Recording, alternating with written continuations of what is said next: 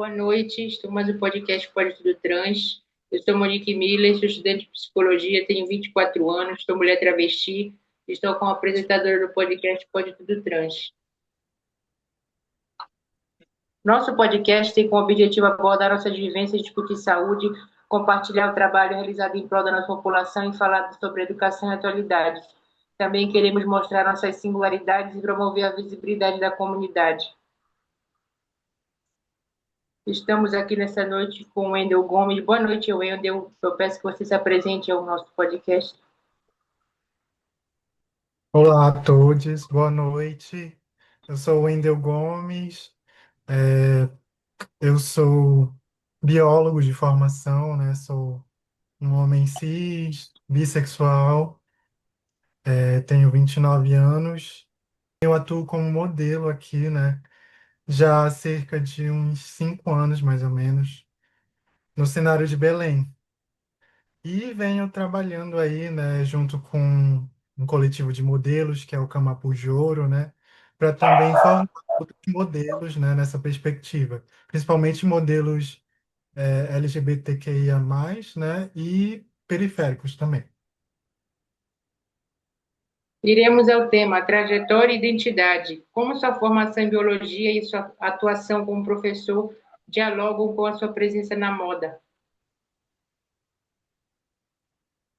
Bom, é, quando eu decidi cursar, né, biologia, lá em 2015, mais ou menos, que eu entrei no curso,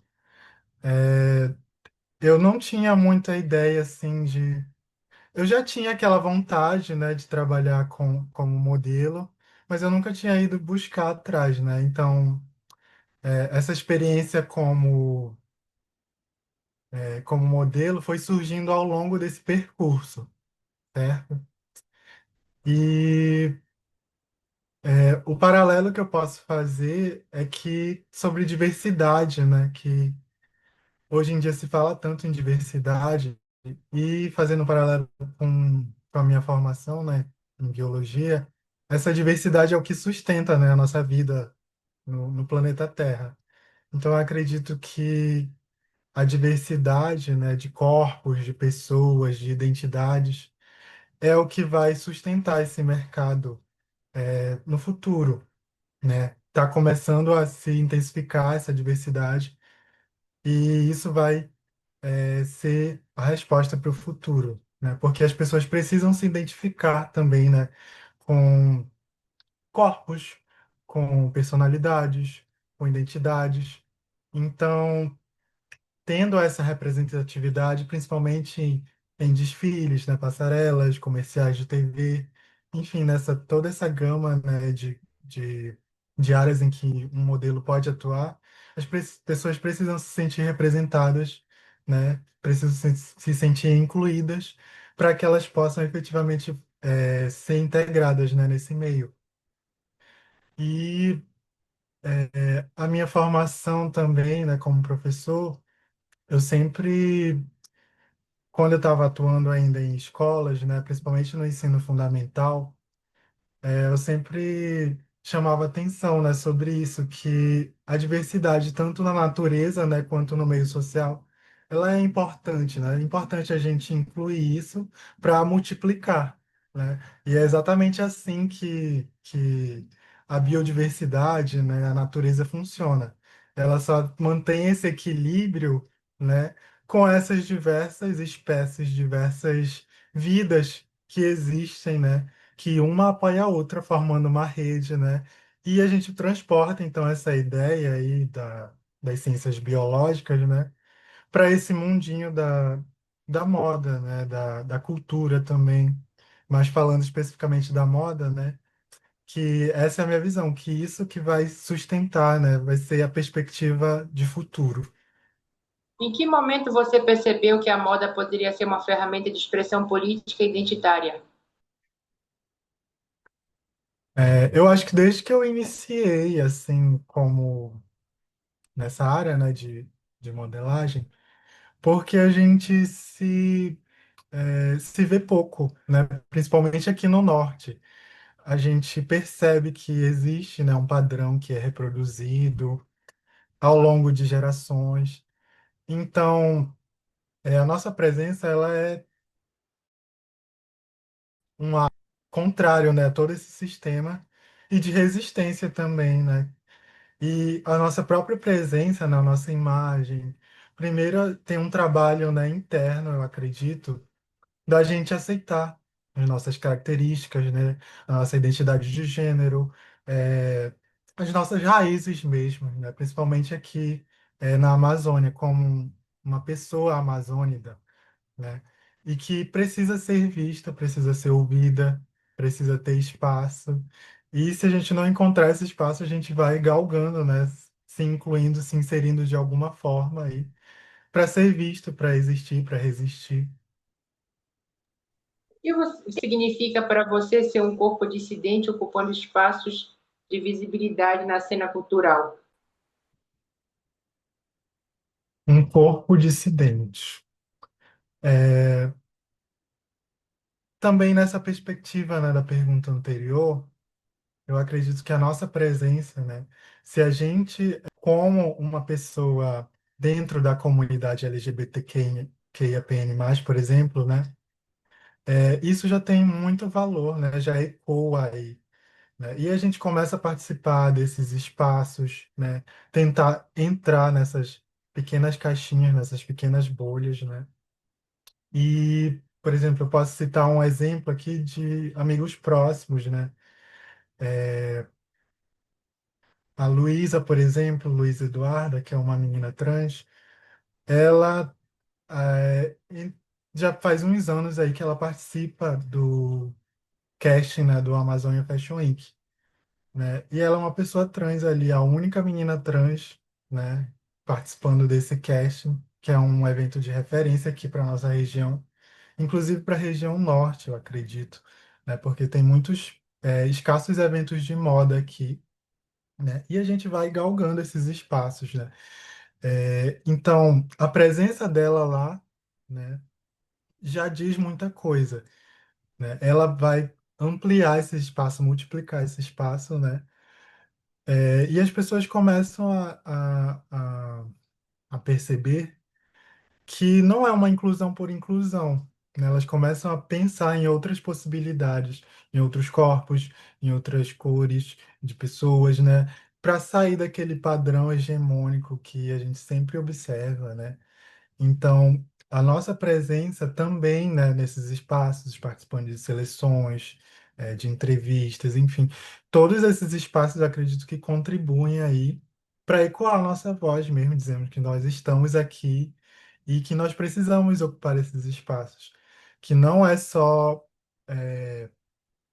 uma pessoa que tem um padrão, enfim, que foi estabelecido historicamente, socialmente ao longo de gerações. Nem sempre é essa pessoa que vai precisar ser vista, né? Existem outras pessoas que precisam se enxergar nesses espaços, né?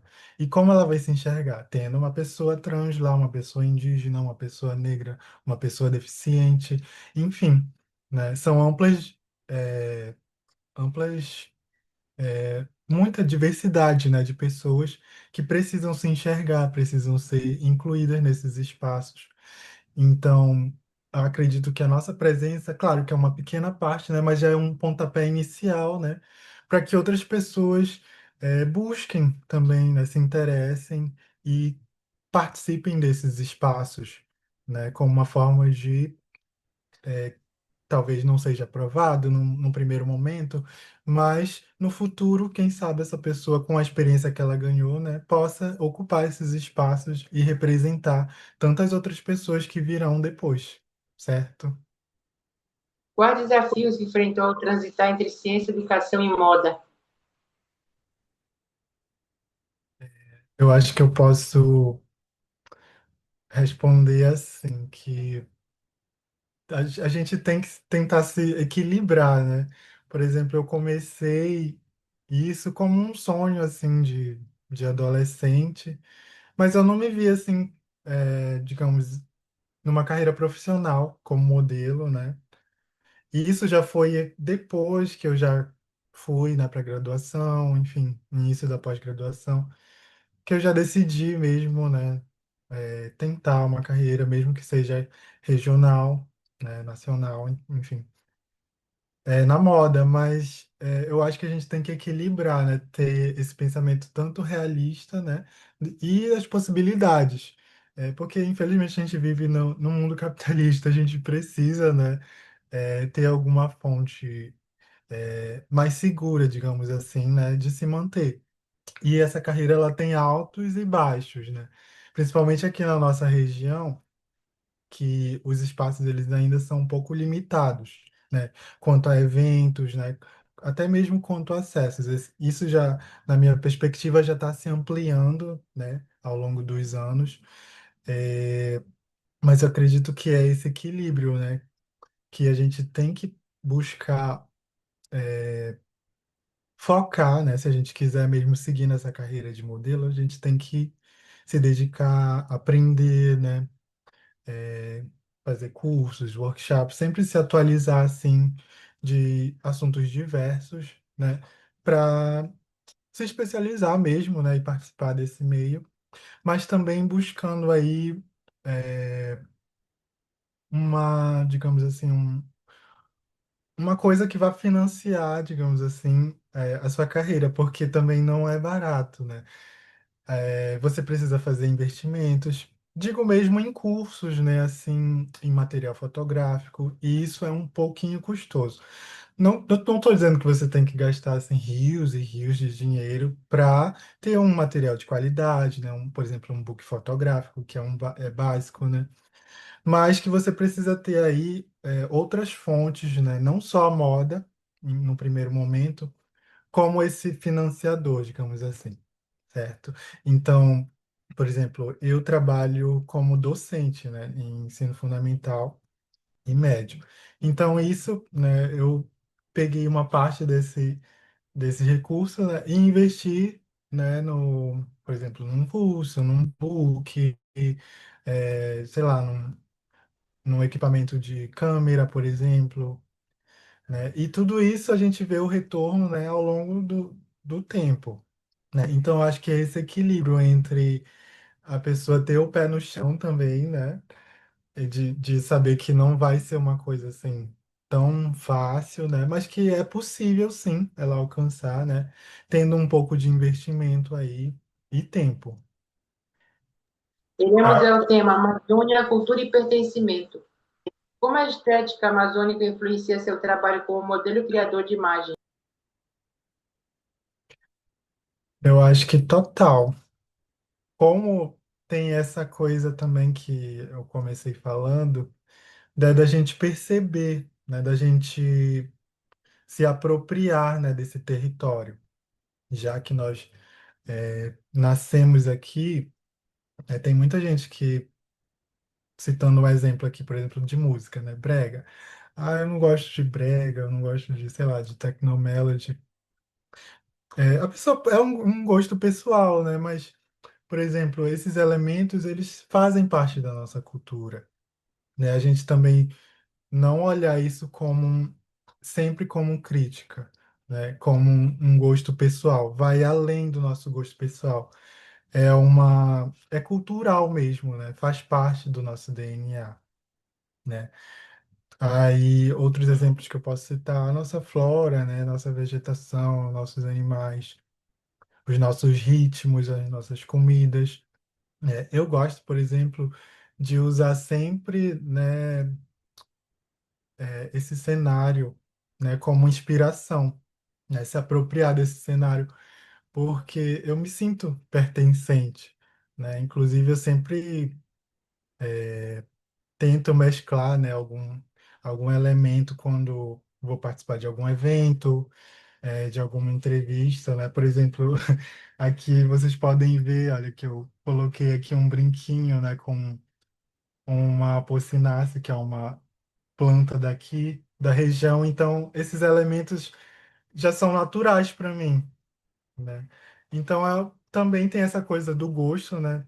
A pessoa tem que se identificar realmente, né? E quando ela percebe essa potencialidade, né, da nossa flora, fauna, das nossas palavras, da nossa bandeira até mesmo, né? dos ritmos, enfim. Esses elementos eu acho que eles vão fortalecer a gente, né? Se a gente é, em se entender como belenense, como paraense, como amazônida, né? E entender também que essa imagem, né, ela já vai fugir daquele padrão hegemônico, né, que eu comentei, né, que sempre tem lá a pessoa que tem aquele padrão teoricamente europeu, enfim, que é mais aceito nesse mundo da moda, né? Mas por que eu não me apropriar das minhas raízes, das minhas características, digamos assim, não sei se eu posso usar esse termo, mas as minhas características locais mesmo, né? Me apropriar, me aceitar como eu sou, sem querer me modificar. E isso pluralizar, né? Multiplicar esse meu potencial, tanto de representar, né? A minha região, a minha localidade, né? E eu acho que esse processo é muito facilitado quando a gente se entende, né? Como cidadão da Amazônia, né? Isso reverbera aí até como uma voz política mesmo, da gente estar representando, mesmo que a gente não diga uma palavra, né? A nossa imagem, ela se projeta, né? Então, essa construção, né, com esses elementos, principalmente da nossa região amazônica, né, ela reverbera até politicamente, eu acredito. Que transformações você já percebeu na vida de pessoas que passaram pelo coletivo?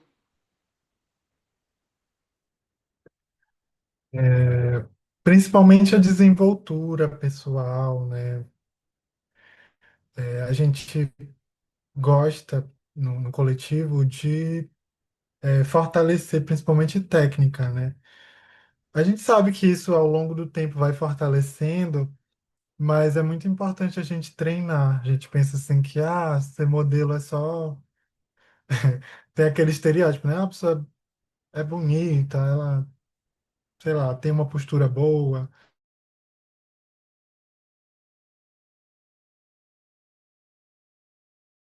passarela, fotogenia, são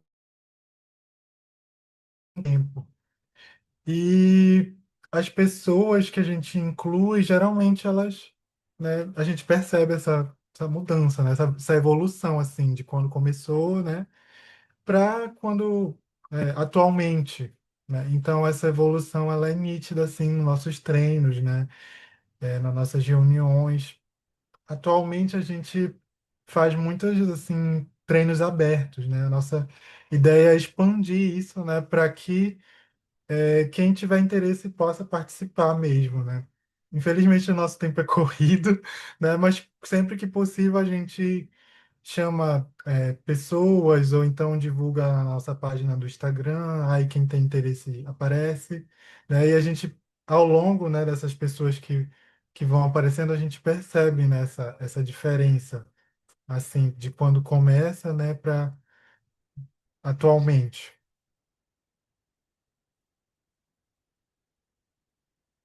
Quais são os maiores desafios para novos talentos LGBT+ na moda paraense hoje? Principais desafios, bom, eu acredito que começar, né, porque muitas vezes a gente tem aquele receio, né, eu não vou me encaixar, ou sei lá, o que vão pensar de mim, né? Tem esse bloqueio inicial. E eu acho que a dica que eu dou é comece, né? Se você tem esse desejo, né? Não sabem como começar, comece, né? Procure, mande mensagem para, sei lá, quem já atua como modelo, né? Para um amigo,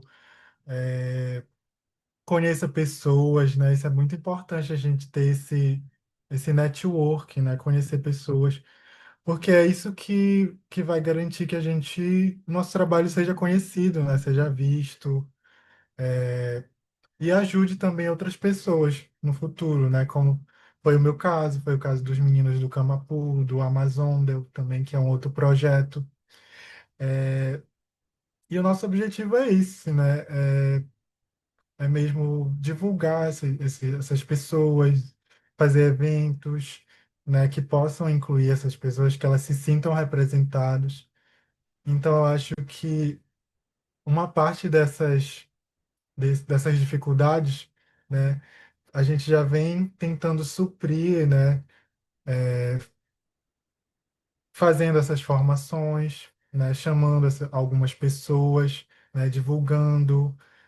Se alguém chegar e, por exemplo, perguntar alguma coisa, você pode me ajudar, sei lá, fazer umas fotos, me dar dica de como fazer. Eu estou super aberto, sabe? Eu sempre procuro ajudar, assim, porque eu sei que é difícil esse começar, né? Mas a minha dica para isso é comece, apenas comece. E a trajetória você vai galgando, né? Você vai construindo e amadurecendo. Mas é importante você superar essa barreira aí, que é o começar. Iremos ao tema Futuro, Sonhos e Impacto Social. Que mudanças você gostaria de ver na indústria da moda brasileira nos próximos anos? Principalmente a inclusão, né, desses corpos dissidentes, né, de fato ter uma diversidade, né? Não só uma pequena amostra, uma, uma participação especial, né? Porque, infelizmente, a gente vê em alguns eventos que é só uma participação especial, né? Só para fazer lá um check, né, no evento. Não estou dizendo que isso ocorre em todos os eventos, né? Mas em alguns a gente percebe que isso não é genuíno. É como a gente fala, é um tokenismo, né? Aquela falsa representação. Sei lá, chega um mês da visibilidade e aí chama aquele modelo que é LGBT, aí chama dois modelos, né? Por que não fazer logo um cast inteiro de pessoas LGBT? Ou, sei lá, a gente vê uma campanha o Dia das Mulheres que está chegando, né? Vê essas lojas fazendo campanhas de comercial. Por que não incluir as mulheres trans, né? Elas têm esse lugar lá, tem que ter esse lugar, né? Já passou da época da gente só dar aquele check, né? Elas têm que fazer parte, inclusive, da equipe, né, que está por trás, né? Que a gente supera essa estrutura, né? Incluindo pessoas tanto lá, os modelos, quanto as pessoas que estão também na produção, né? É só assim que a gente vai superar essas barreiras, essas dificuldades, né? E realmente vai ser uma coisa diversa. Como você imagina sua trajetória daqui a 5 ou 10 anos?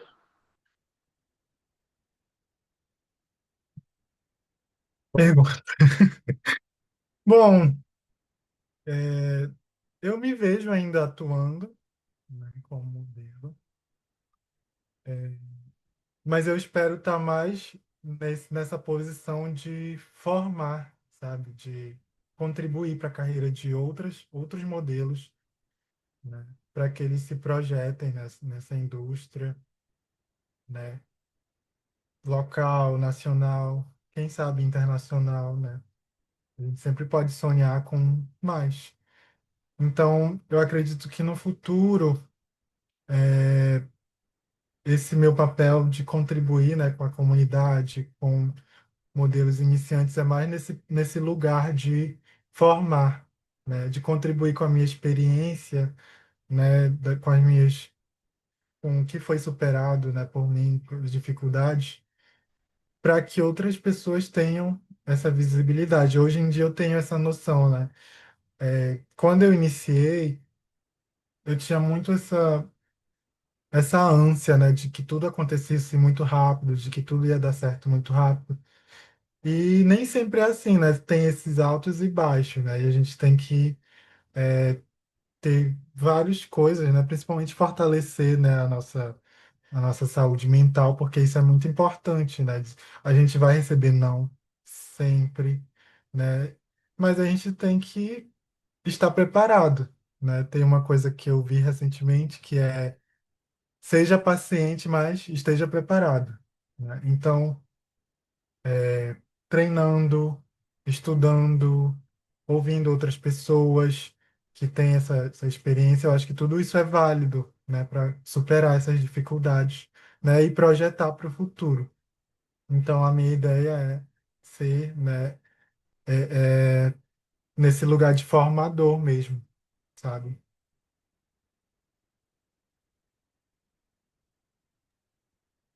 Que mensagem deixaria para jovens que querem ocupar espaços na arte e na moda, mas sentem medo?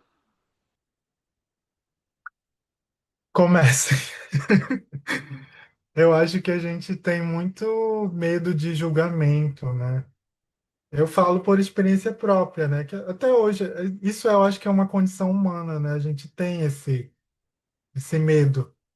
É uma coisa até evolutiva, né? Trazendo lá para a biologia. Mas isso também é o que impulsiona a gente a sair desse estado, né? Dessa indecisão. Eu acho que se você quer desenhar, se você quer atuar, se você quer cantar, você só vai saber se você começar, né? Se você é bom naquilo, se você tem pontos a melhorar, né? E eu acredito que a gente sempre tem coisas a melhorar, né? A nossa vida, eu acho que é um ciclo, né? A gente fica sempre se reciclando, né?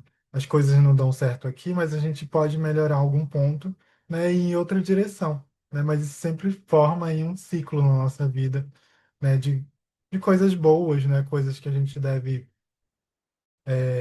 dar mais atenção e outras nem tanto, né? Mas que tudo isso vai fortalecer a gente. Então, a minha dica é comece, né? Construa pessoas próximas que você possa contar, né? Que você possa se expressar, né? Verdadeiramente e comece. Comece principalmente para essas pessoas que te apoiam, né? Que são elas que vão ser a tua base, né? Acredito nisso. Para você, o que é sucesso, reconhecimento, impacto social e liberdade de ser quem é?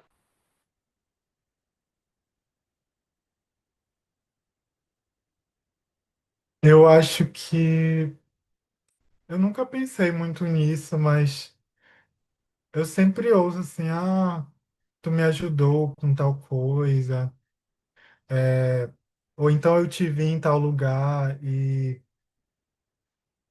te conheci melhor e isso me inspirou de alguma forma. Eu acho que essas palavras, né, isso já é um reconhecimento, assim, que é muito, particularmente para mim, já é um gás, sabe? É o que me faz querer continuar. Ou então quando a gente vê que a evolução, né, mesmo de alguém que a gente ajudou de alguma forma, eu acho que esses pequenos momentos, eles são uma forma, né, de reconhecimento. Às vezes não dito, né, não falado por alguém ou por um grupo de pessoas, mas eu acho que isso é uma forma, sabe, de tá vendo que um pouco que eu pude contribuir, que deu certo, né, que está funcionando ou que vai contribuir no futuro para que outra pessoa, né, consiga se estabelecer, né, no sonho dela. Eu acho que isso é muito importante. Eu gostaria de agradecer por ter respondido as minhas perguntas. Família, mais uma entrevista com o Wendel Gomes. Não se esqueça, vocês não estão sozinhos. Tem uma família esperando por você, a família Hope. Obrigada, boa noite. Tchau, tchau, boa noite.